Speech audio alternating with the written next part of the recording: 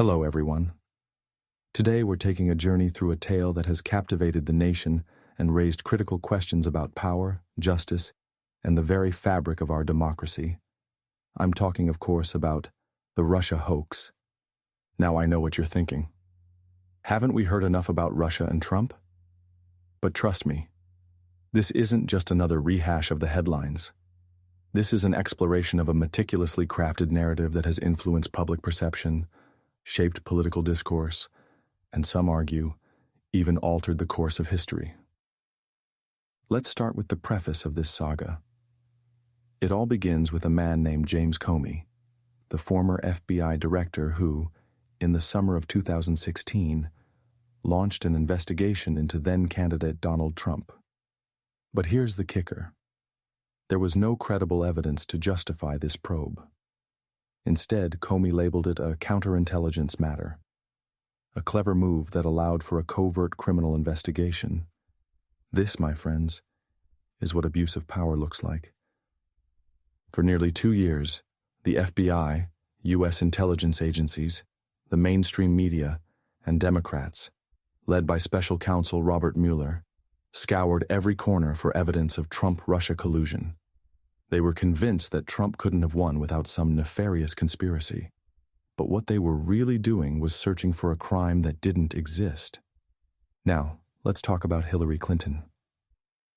While the FBI was investigating Trump, they were simultaneously clearing Clinton of any wrongdoing in her email scandal. Despite clear evidence of mishandling classified information, Comey crafted an exoneration statement before even interviewing key witnesses.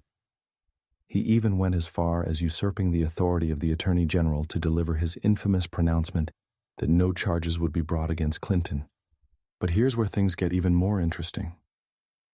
The FBI's investigation into Trump was fueled by a dossier that was secretly funded by the Clinton campaign and compiled by a former British spy.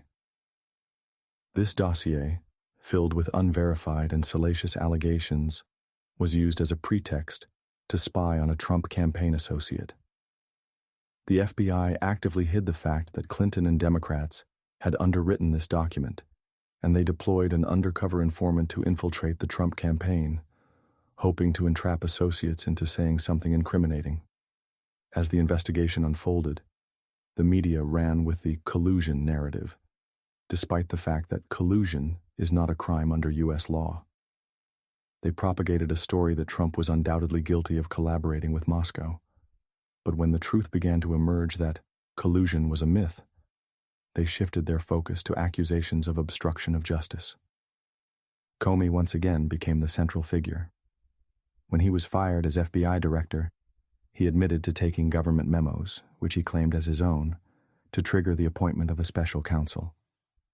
His testimony before Congress was a masterclass in manipulation, as he all but accused the president of obstructing justice, even though his memos offered no such allegation. The investigation by Mueller's team did result in several indictments, but none of them were related to collusion with the Russians. The notion that anyone in the Trump campaign had been complicit was dispelled when the indictment of 13 Russians revealed that no Americans knowingly participated. To date, no actionable proof of collusion involving Trump has surfaced. But the media's miscalculation didn't stop them from fanning the flames of suspicion. They argued that any contact with a Russian, even on American soil, was somehow an undefined crime. They vilified any chance encounter or casual handshake with a Russian, and they inflated trivial contacts beyond reason. As I write this, Comey is on his adoration tour, hawking his book and pocketing millions of dollars. He accuses Trump of being morally unfit, conveniently ignoring that he was all too willing to serve the same president he now condemns. His hypocrisy is underscored by the fact that the Justice Department's Inspector General is investigating him for leaking presidential memos and mishandling classified information. The tale of the Russia hoax is a labyrinth of intertwined stories. It is a cautionary tale of the damage wrought when those in power seek to undermine the very system they are sworn to protect. It is a story of abuse, manipulation, and a blatant disregard for the rule of law. So, what does this mean for us, the American people?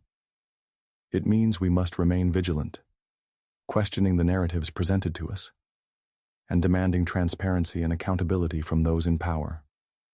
The greatest peril to democracy today is not a foreign force, but the abuse of power from within. Thank you for joining me on this journey through the Russia hoax. I hope this episode has shed light on the complexities and controversies surrounding this ongoing saga. If you enjoyed this episode, please subscribe, share, and leave a review. Until next time, keep learning, keep questioning, and stay curious. Visit brightlearn.ai for more fascinating videos like this one, and naturalnews.com for full editorial coverage and breaking news on critical stories that keep you informed and aware of what's really going on.